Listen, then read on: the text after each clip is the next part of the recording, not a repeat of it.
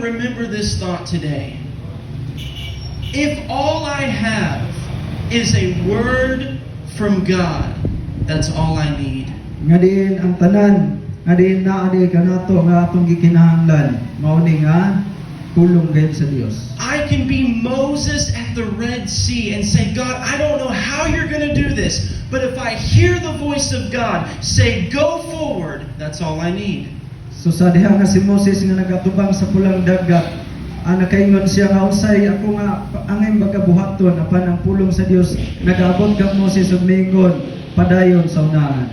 How much simple would life be if we could hear God's voice and simply obey? So unsa ka kining yanong nga diin gikinahanglan gayud nga ato nga madunggan ang pulong sa Ginoo. See, he said we didn't receive the spirit of bondage.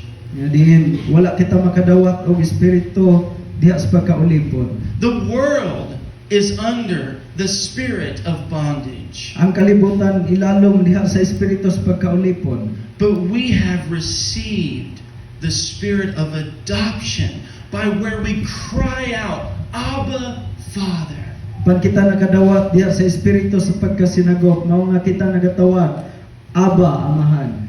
The Holy Ghost inside of us is crying out, just as we are, Father God in heaven. Kaya ang balaan nga espiritu nga naa sa sulod kanato, siya nagatuaw, Amahan nga nasa langit.